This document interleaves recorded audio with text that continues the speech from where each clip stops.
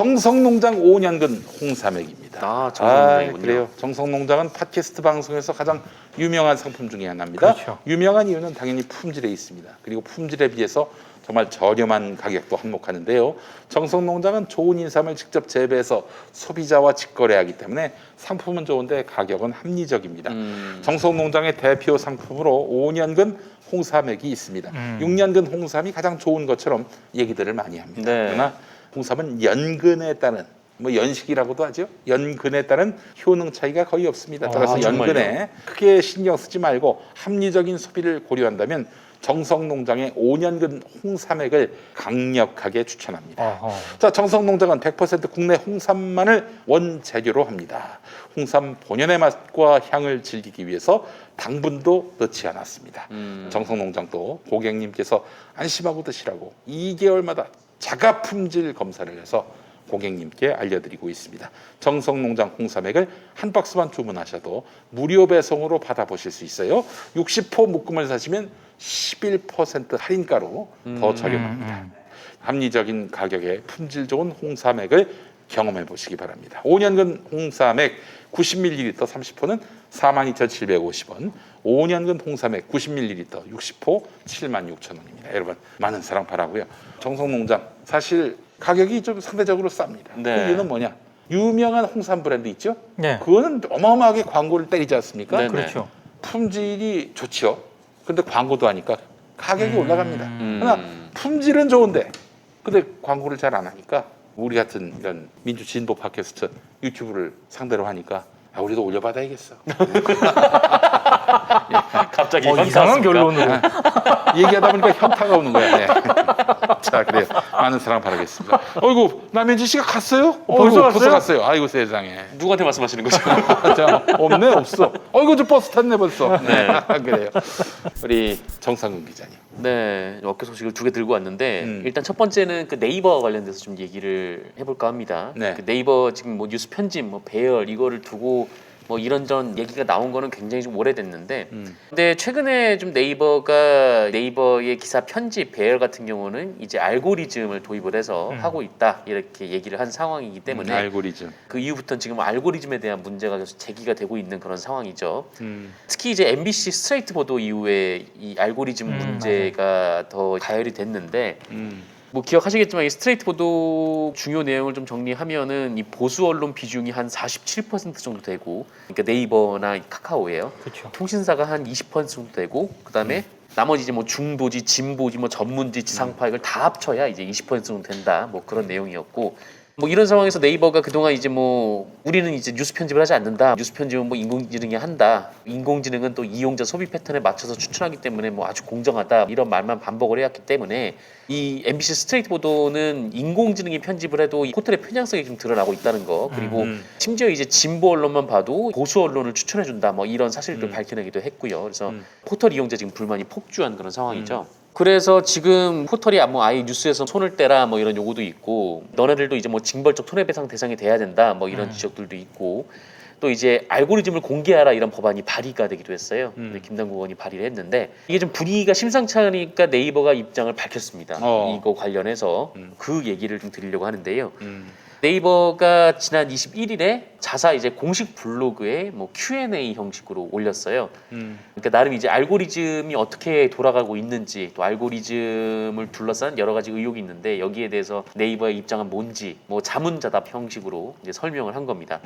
그래서 일단 그 네이버의 해명을 좀 그대로 전해드리면, 일단 이 첫 번째 의문, 인공지능을 과연 네이버는 어디에 지금 쓰고 있나, 이 인공지능이 뉴스 편집을 어디까지 지금 하고 있나, 이 부분에 대해서 이제 자문자답을 했어요. 그래서 네이버의 설명에 보면은 모바일의 마이뉴스 전 영역, 그리고 PC 뉴스홈의 헤드라인 뉴스, 그리고 모바일 PC의 섹션, 그 뭐 정치, 뭐 사회 뭐 이런 섹션들이 있잖아요.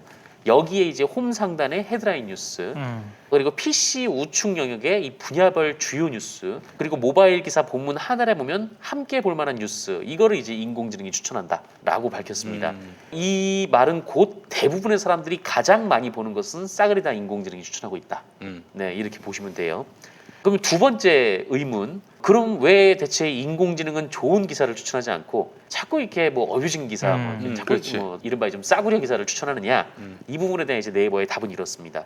일단 이제 인공지능은 사용자가 어떻게 반응하는지를 기반해서 추천하기 때문에 한마디로 얘기하면은 이제 많이 보면 추천한다. 그러니까 PV가 높으면 추천한다라는 거예요.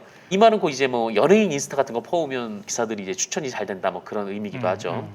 그리고 사용자가 과거에 클릭한 기사와 연관성이 높으면 추천될 수 있고 또 여러 언론사가 함께 다루는 주제는 사회적 관심사가 크다고 가정해서 추천을 한다. 이렇게 알고리즘을 설명을 했습니다. 그러니까 이 말을 좀 요약하면 무슨 말이냐면 동네방네 다 어뷰징하는 주제는 추천될 가능성이 높다라는 거예요. 그러니까 이 말은 또다시 얘기해서 이 좋은 기사를 네이버 인공지능은 추천할 수 없다라는 의미가 되기도 합니다. 그러네. 그러니까 PV가 높고 그렇죠. 여러 언론에서 다루는 주제 그리고 뭐 그런 것들, 그러니까 사람들이 많이 보는 것들 그런 것들을 추천하면 결국 이제 어뷰징 기사들이 추천될 수밖에 없는 거고 네. 네이버 인공지능은 이걸 가릴 수가 없다라는 건데 그 점은 네이버도 인정을 하고 있어요. 이 블로그 Q&A를 보면 기획 심층 기사는 주로 단일한 언론사가 각각 다른 내용으로 작성해서 송고하고 전체 기사 전송량 대비 비중이 매우 적기 때문에 뉴스 클러스터에 포함될 가능성이 상대적으로 낮다. 이렇게 얘기를 합니다. 그러니까 뭐 기획보도, 탐사보도 이런 거는 거기만 쓰고 그러니까 단독 기사고 그리고 수가 워낙 적기 때문에 사람들한테 추천될 가능성이 낮다라는 거죠. 그러니까 한마디로 자기들도 언론 생태계를 자기들이 이렇게 엉망으로 만들고 있다는 거를 알고 있다라는 말이 되기도 해요. 그렇죠. 그러니까 이 부분은 뭐 앞으로 보완을 하겠다라는 게 네이버 입장인데 사실 그 얘기도 좀 웃긴 게 이 얘기가 나온 지가 언젠데 네, 이제 와서 이거를 보완을 하겠다라는 건지도 잘 모르겠고요. 아니 그래서 인공지능 그런 문제가 제기될 때마다 그래서 인공지능에 맡겨왔다고 네. 계속 그렇게 변명을 해왔는데 그렇게 변명을 근데 해왔었는데 지금 그 얘기는 뭐냐면 그것도 본인들이 그렇게 해왔는데 문제가 있다는 걸 알고 있다는 거잖아요. 네, 본인들도 다 알고 있다는 얘기가 그러면 뭐 에디터 추천을 하든지 뭐든지 보완책은 얼마든지 할 수 있는데 그거 안 하고 있거든요 지금. 네, 뭐 전혀 안 하고 있고 그리고 이 세 번째 질문이 아마 많은 분들이 관심을 갖고 있는 주제일 것 같은데 인공지능이 특정 정치 성향을 선호한다. 네, 이런 의문이 있었죠. 그러니까 이건 어떤가에 대한 질문에 답을 했는데 네이버가 이렇게 얘기를 합니다. 알고리즘 자체에는 기사 및 사용자의 정치 성향을 특정짓거나 구분하는 부분이 전혀 없다. 그러니까 이 네이버의 알고리즘은 어떤 기사를 정치적 성향으로 판별할 수가 없다라는 얘기인 거예요. 그러면서 이제 무슨 얘기를 하냐면 이 생산자인 언론사는 사건이 발생하는 타이밍에 맞춰서 기사를 작성하여 더 많은 사용자가 클릭하도록 만들 수 있고 그리고 사용자는 특정 언론사를 구독하고 해당 언론사의 편집판에 자주 방문하여 더 많은 기사를 읽을 수 있다. 그러니까 이런 생산자와 사용자의 행동은 모두 추천 데이터와 로그에 남게 되고 추천의 재료로서 영향을 미친다 이런 얘기인데 이게 무슨 말이냐면 그러니까 속보 경쟁, 그러니까 빨리 기사를 쓰는 매체를 소비자들이 먼저 보겠죠. 그 기사가 빠르게 올라오는 기사일수록 뭐 좋아요나 이제 PV 수가 많이 늘 테고, 그러면 이제 그 기사가 추천이 된다. 그렇게 해서 사람들이 그 매체에 자주 오가게 되면은 그 매체가 앞으로도 많이 추천이 된다라는 거죠. 그러니까 이걸 또 다시 한번 말을 살짝 바꿔봐서, 그러니까 보수 언론이 어뷰징을 겁나게 하는데 너네도 자연스럽게 그 기사를 접하고 있을 거 아니냐. 그러니까 그 언론을 지금 많이 봤을 거 아니냐. 너네도 알고 모르게. 그러니까 이렇게 얘기를 하는 겁니다. 너네가 알고 모르게 이 보수 언론들의 어뷰징 기사를 많이 봤을 테니까 알고리즘은 너네가 이걸 많이 봤다고 생각하고 그 언론사의 기사를 이제 추천을 하게 된다. 뭐 이제 너무 단순화시키면 좀 그런 의미가 되는 거죠. 근데 이 얘기는 물론 그런 점이 있습니다. 그러니까 어뷰징을 겁나하는 매체들이 대체로 보수 언론인 건 맞아요. 맞아요. 네, 진보 언론은 어뷰징을 아예 안 하는데 기사량도 걔네들이 많고. 네, 훨씬 많죠. 그리고 또 아무리 뭐 의식적으로 뉴스를 뭐 한겨레나 미디어로만 보겠다 이런 생각을 가지고 있는 분이라고 해도 보통 그런 분들은 그냥 홈페이지 가서 보죠. 맞아요. 네, 홈페이지 가서 보고 포털에서 일부러 한겨레 검색해서 그 기사만 찾아보진 않지 않습니까? 그러니까 대체로 포털에서 제공하는 뉴스 편집 내용을 보고 거기에 맞춰서 이제 포털이 알고리즘을 구성을 해서 다시 보내준다라는 건데, 그러니까 네이버 얘네 표현대로 하면은 이런 추천 결과는 결국 이제 생산자와 사용자의 상호작용 이렇게 지금 요약을 할 수가 있는 거죠. 네. 하지만 이제 스트레이트 보도에서 나왔던 진보 언론만 봤는데 이제 보수 언론만 추천하는 건 요거는 좀 설명이 안 되는 부분이 있고, 만약에 이제 네이버가 설명하는 게 맞다고 해도 그렇다고 해도 이게 포털의 책임이 없어지는 건 아닙니다. 이게 왜 그러냐면, 그러니까 보수 언론이 어뷰징을 하고 그렇게 해서 사람들이 노출이 되고 그래서 사람들이 자연스럽게 보수 언론을 봤기 때문에 보수 언론의 기사가 계속 추천이 된다. 그러니까 이거를 좀 세 글자로 줄이면은 악순환인 거잖아요. 그러니까 악순환이고 네. 결국에는 이용자 니네들 때문에 네. 그런 거라는 취지잖아요. 결국 뭐 저는 그렇게 생각이 들 수밖에 없었는데, 그러니까 지금 이 포털은 자기들이 이 판을 벌려놓고 이 판에 사람들이 들어와서 악순환에 빠졌는데 자기들은 그 너네가 그렇게 들어와가지고 봤으니까 어쩔 수 없어라고 해명하는 거 아닌가. 맞아요. 예. 지금 그런 생각이 드는 정말 거죠. 비겁한 변명이지 그게. 그러니까 네이버가 지금 뭐 알고리즘 공개 요구에 대해서 뭐 나름의 설명을 하긴 했지만 근데 이걸로 좀 의문이 해소될 가능성은 뭐 전혀 없는 것 같고 지금 오히려 논란만 커진 그런 상황이 아닌가 싶은데 뭐 네이버나 카카오 입장에서야 뉴스를 만드는 건 언론인데 왜 우리한테 일어나 뭐 그런 생각을 할지도 모르겠는데 근데 사실 언론사야 언론사 홈페이지가 마음에 드는 분들은 뭐 거기 가고 마음에 안 드는 분들은 거기 안 가고 뭐 그럴 수 있잖아요. 근데 포털은 좀 다르니까요 성격이. 근데 포털은 일종의 좀 공유지인데 이 공유지에서 자기들이 기사들을 막 다 끌어와가지고 자기네 판에서 이 독자들을 기사를 보게 한 다음에 여기에 대해서 좀 그렇게 무책임한 식의 대응을 하는 게 이게 과연 괜찮은 건가라는 생각이 한편에서 좀 들기도 하더라고요. 그러니까 이제 뉴스량이 많으면은 자기가 원치 않아도 그 뉴스를 볼 수밖에 없게 되겠네요. 그렇죠. 포털에서 자꾸 보여주니까. 네. 그러니까 지금 포털에서의 싸움이 그러니까 기본적으로 이제 기울어진 운동장인 거죠. 대체로 우리나라의 보수 언론이 굉장히 진보 언론에 비해서 압도적으로 많긴 하지만 그렇다고 해서 이 포털 자체에서도 그런 비율이 그대로 반영이 되면은 뭐 우리나라 사람들의 정치 성향 조사를 하면 그래도 이제 보수 진보가 좀 균형을 이루고 있는 면이 있는데 그런 거와 상관없이 계속해서 이제 보수 언론을 위주로 기울어진 운동장을 구성을 한 상태에서 이 룰 자체도 기울어진 운동장에 맞게 룰을 구성을 하면은 결국 여론 지형이 계속 왜곡된 상태로 갈 수밖에 없는 거 아닌가. 포털이 좀 굉장히 예전부터 그랬지만 이번 설명도 굉장히 좀 무책임하고 사실은 네. 약간 다른 얘기긴 한데 외신 같은 경우에 기사에 댓글이 막 달리잖아요. 네. 근데 우리 같은 경우에 그냥 댓글 단체로 방치를 하잖아요. 근데 외국 같은 경우에는 댓글에도 에디터스 초이스가 있습니다. 그래서 정말 훌륭한 어떤 그런 댓글 같은 경우에는 편집자가 의도적으로 메뉴에다 배치를 해버려요. 그런 식으로 이제 관리를 하거든요. 너무 지나친 거는 또 나름대로 조치를 취하고. 저는 포털이 좀 솔직해졌으면 좋겠어요. 문제가 생길 때마다 그러면 인공지능, AI 뭐 알고리즘 이렇게 해가지고 빠져나가다가 자 이제 이렇게 했는데 이건 우리가 손을 대서 그런 게 아니라 니네들이 많이 보고 이래가지고 계속 악순환이 되고 있다. 이게 말장난도 아니고 그러니까 편집을 최소한 인정을 하고 거기에 대해서 뭐 논쟁이면 논쟁, 토론이면 토론 이런 어떤 기준에 따라서 배치를 했다라고 저는 그렇게 했으면 좋겠어요. 진짜 예전에 이제 포털 뉴스 편집을 사람이 했던 때가 있었거든요. 네. 사람이 했던 때가 있었는데 그때도 굉장히 논란이 좀 많았죠. 뭐 네이버 평정됐다 막 그런 얘기도 있었고. 네. 그래서 그런 거 아니에요 지금. 네. 네. 근데 지금 인공지능보다는 그때가 더 나았지 싶어요. 헐 나요 제가. 헐. 왜냐면은 제가 그때 굉장히 좀 뭐랄까요, 하여튼 굉장히 좀 왼쪽에 있는 매체에 좀 다니고 있었는데 포털의 서비스를 제공하지 않고 있었거든요. 근데 카카오에서 와가지고 여기 뉴스도 뭐 지금 여론 지형이 너무 매체들이 오른쪽으로 다들 쏠려 있으니까 왼쪽에 있는 매체들도 지금 만나보고 있다 뭐 그런 식으로 접근을 했던 적이 있었어요. 그래서 오히려 그렇게 누군가가 좀 기준을 가지고 파는 게 지금 오히려 낫지 않나 이렇게 인공지능 탓만 하는 것보다는 그냥 저 제일 좋은 방법은 뉴스를 빼는 거죠. 뉴스를 빼는 거예요. 네. 구글처럼 그냥 지가 검색해가지고 보고 싶은 뉴스 검색하게 만들면 되는 거 아닙니까? 뭐 그거 어려워 이렇게 복잡하게. 그러니까 지금 이게 일종의 어떤 기득권이 형성되다 보니까 이 기득권을 내려놓기 싫어가지고 그러는 거야.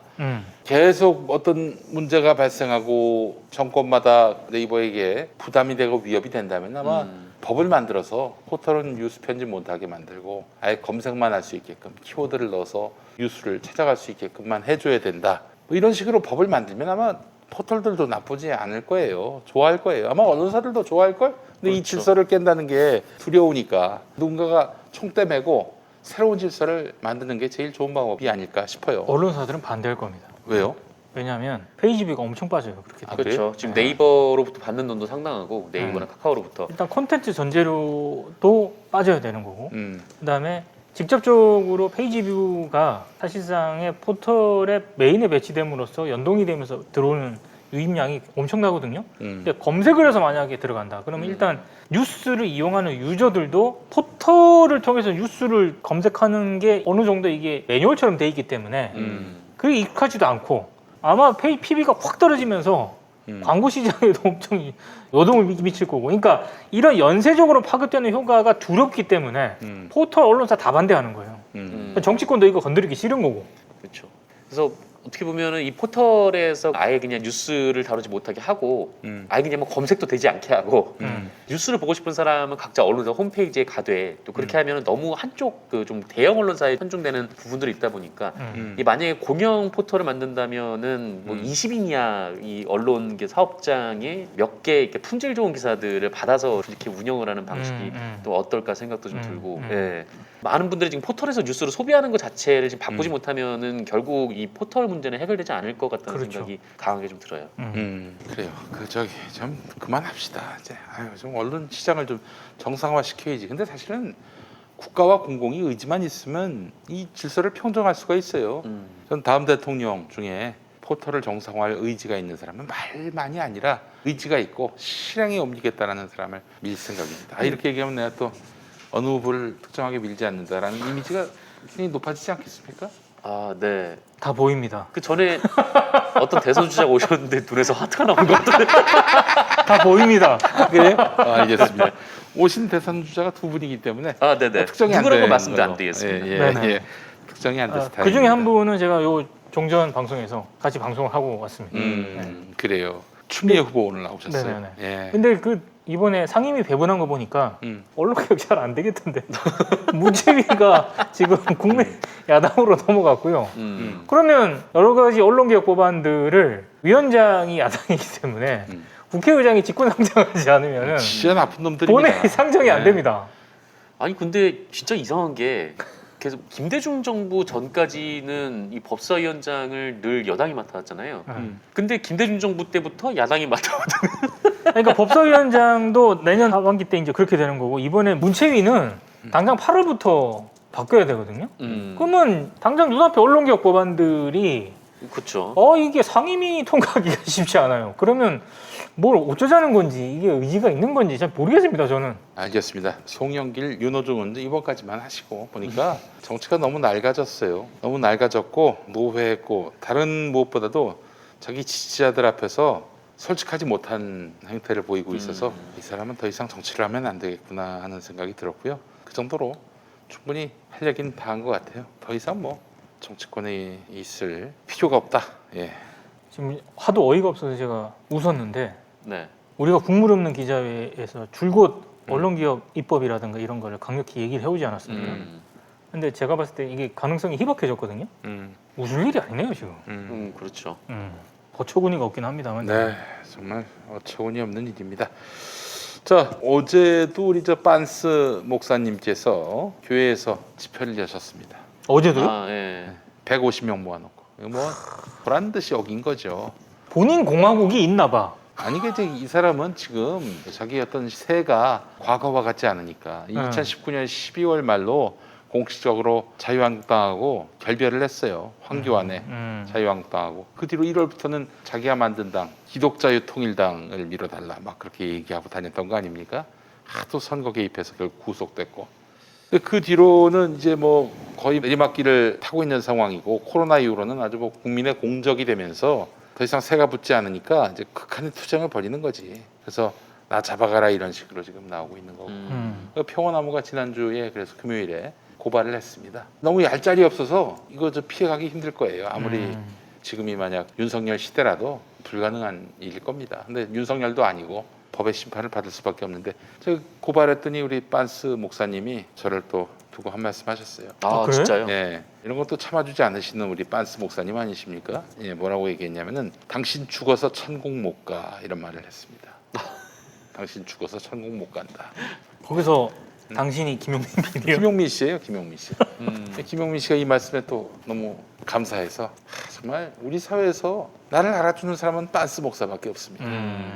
방송에서도 신문에서도 내가 그 YTN에 사장 지원했는데 네. 비웃음거리로만 소화를 하고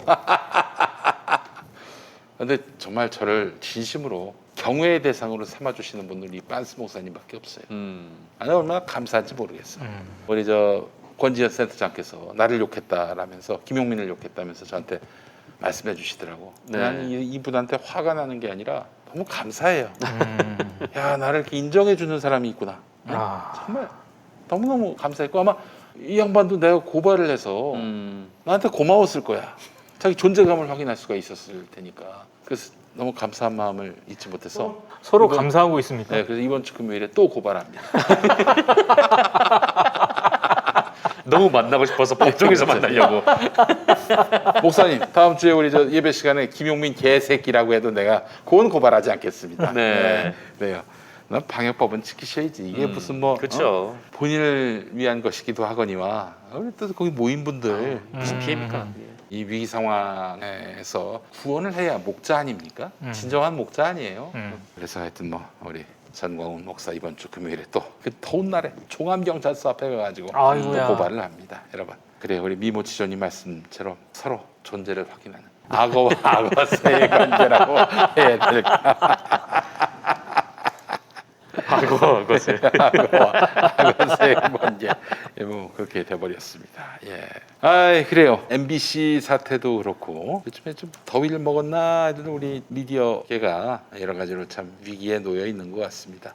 야 옛날에는 뭐 해외 국뽕 하면은 바로 스포츠 아니었어요? 네, 네, 이런 또 우리나라가 이제 약소국일 때는 스포츠에서 강대국을 누를 때마다 얼마나 정말 도파민이 막 샘솟습니까? 네. 그렇죠. 근데 요즘에는 뭐 우리가 이기는 게 중요한 게 아니라 얼마나 멋있게 이기느냐, 맞아요. 지더라도 얼마나 멋있게 네. 지느냐. 또 약소국이 우리를 이겼을 때 또 박수를 쳐줄 줄 아는 맞아요. 네네. 아량 같은 거. 네. 아 참 우리나라가 선진국임을 다시 한번 확인하게 되는데. 스포츠 강국에 속해요 우리. 그래서 거기에 맞는 위상 어떤 그런 중계, 언론 보도 이런 것도 같이 가야 되는데 여기 아직까지는 조금 기대에 미치지 못하고 있고 이번 네. MBC 같은 경우에는 의외로 사고를 쳐가지고 참 그렇습니다. 예. 네. 오늘 그 대천해수욕장 피서객 연합뉴스 사진. 네. 이게 저 뭐 옛날 사진인 것 같다. 그래서 옛날 사진일까 봤는데 마스크를 쓰시더라고. 보니까요 사진에 보니까 이 여름에 마스크를 썼다는 건 뭐 작년 올해 상황 아니겠어요? 그렇겠죠. 그쵸. 네. 근데 하여간 뭐 누리꾼들이 지금 대천해수욕장이 텅텅 비어 있는데 네. 사람 없다고 또 사람들이 많이 몰려 있는 사진이 올라왔어요. 오늘 사진이라면서 봤더니 이제 그게 아니라 25일 상황, 어제 상황이 아니라 그제 상황이었다는 거예요. 이게 날짜만 좀 틀렸을. 네. 아니 어쨌든 뭐 최근 사진이긴 한데 기자들이 정말 조금이라도 틀리면 안 되겠습니다. 그럼요. 네. 예. 근데 바로바로 이제 올라옵니다. 거기에 상응하게 우리 기자들이 기사를 올리기 전에 마지막 검수를 안 하는 것 같아요. 뭐 우리 평원나무도 사실은 좀 그런 부분에 있어서는 좀 부끄러운 면이 없잖아 있는데 좀 맞춤법 틀린 거. 우리는 뭐 내용이 틀린 건 거의 없어요. 예. 맞춤법이 틀린. 그러니까 네. 서로 상호 크로스 체크를 좀 해서 교열 교정까지 봐야 되는데 뭐 그럴 여력이나 이게 또 인력이 없어서 좀 어려운 점이 있는데. 오자하고 맞춤법은 꼭 나오더라고요. 그러니까 제일 좋은 방법은 일단 한번 다 써놓고 네. 아래 한글에서 F8. 맞아요. F8 누르면은 처음부터 맞춤법 이 사죠. 맞춤법을 맞춰줘요. 음. 그래서 오타가 거의 한 80%는 잡혀요 거기서. 음. 그걸 꼭 한번 해보라고 얘기는 했었는데 그래도 나오더라고. 나와 그래도 나오지 나와요. 오늘 아침에 보니까 어떤 매체더라 김소연 변호사 아시죠? 네, 네네. 김소연 그 변호사. 이제 민주당이었다가 저기 국민의힘 요즘 갔다가 아주 광폭 행보를 하시던데. 오늘 또 저기 누구야 이준석 대표에 대해서 그거는 입에 비용신이라고 옮기기가 그랬나? 좀. 하여튼 예. 정말 뭐 그런 욕까지 했어요. 그런 거 그걸 또 이준석이 대꾸 안 써대는 하지. 또 언론이나. 아유. 네. 근데 이 제목이 말이죠. 김소연이라고 해야 되나? 김소영. 이름도 틀렸어요. 김소영이 음. 누군가 했어. 그거는 좀.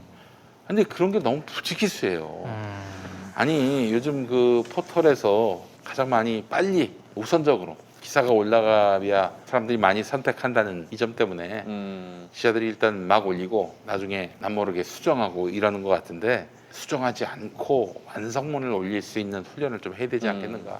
언론사들끼리 좀 그렇게 상호간의 어떤 그런 근데 그게 잘 안 되는 것 같아요.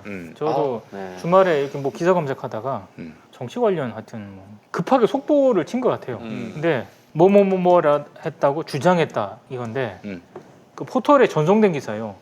주자이응했 이렇게 이게 그대로 나간 거예요. 이게. 주자 이응했다. 예. 네. 그러니까 나가고 나서 내가 한동안 계속 바로 이제 그걸 몇 번이나 클릭을 했는데도 안 고쳐지고 있더라고. 그러니까 한 번 쏘면 끝이라는 얘기인 건지. 그 참 그런 거는 진짜 아니지 않습니까? 그래요. 아휴 참.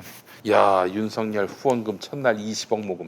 네 이럴 줄 알았습니다. 이렇게 돼 있어요. 이쪽은 또 돈이 많기 때문에. 나 이 정도 뭐죠? 그 지지율이 얼마인데요? 근데 이제 중요한 거는 예를 들면은 소액 후원자가 얼마나 되는지 맞아요. 그걸 이 부분이야. 파악해야죠. 이걸 이렇게 봐야 돼. 이재명은 95%가 소액 후원제라고 하지 않습니까? 네네. 이런 게 값진 거지. 뭐 예를 들면 부자들한테 윤석열을 지지할 만한 그런 자본가들한테 20억이 돈입니까? 한 사람이 후원해도 그 정도는 나오겠네. 근데 참 안타깝네. 20억 모금해서 돌려받나요? 돌려받을 글쎄요. 거야 아마. 돌려받을 거야. 받겠죠? 돌려는 받겠지. 근데 뭐 후원금이니까요 이거는. 근데 뭐 후원금으로 뭐 택도 없죠. 25억으로 선거운동을 하는 거. 그렇죠. 예. 하여간 참 뭐 그랬다는 소식이 있습니다. 아까 대천해수욕장 얘기가 나왔는데 옛날에 해변가요제라는 방송이 있었어요. 네. 강변가요제처럼 강변? 해변가요제라고 없어진 TBC에서 했었는데 네. 그 한 번은 여름에 해변가요제 가서 녹음을 했는데 음. 세상에 녹음 버튼을 안 누른 거야. 행사가 어구. 끝났는데 네. 녹음 버튼을 안 누른 거야. 라디오 방송이었는데 네. 녹음 버튼을 안 그 누른 라디오 거야. 방송 해야 되는데요. 그 녹음을 했는데 다시 들어보니까 녹음이 안 돼 있는 거야. 어떻게? 그래서 부랴부랴 그 사람들 출전자들 다 모아놓고 인근의 그 다방에서 다방 문 열어놓고 하고 그리고 나중에 저 믹싱할 때 바다 파도 소리, 갈매기 소리 이거 집어넣어가지고 라디오니까 알 수가 없지. 네. 그렇게 해서 방송이 나갔지. 그랬더니 뭐 국장이 막 박수를 치면서 야 어떻게 이게 사운드를 잡았어? 이게 파도 소리하고. 와, 현장에 있는 것처럼 파도 소리가. 근데 이게 사실 컨테스트 아니에요. 컨테스트인데 네. 다시 처음부터 이미 결과는 다 나와 있는 거고. 예, 그랬던 일들이 생각이 납니다. 아, 참 방송 사고 정말 아는 거 많지 않습니까? 네. 근데 요즘 같았으면 이미 다 막 난리가 났을 텐데 그때는 뭐 SNS가 있긴 했나 뭐가 있긴. 그렇죠. 예. 자, 그래요. 오늘만 마무리하겠습니다. 방송 시청해주신 여러분 감사하고 다음 주에 또 뵙도록 네네. 하겠습니다. 수고 많이 하셨고 국물없는 기자회 마칩니다. 감사합니다. 고맙습니다. 네. 고생하셨습니다. 네. 기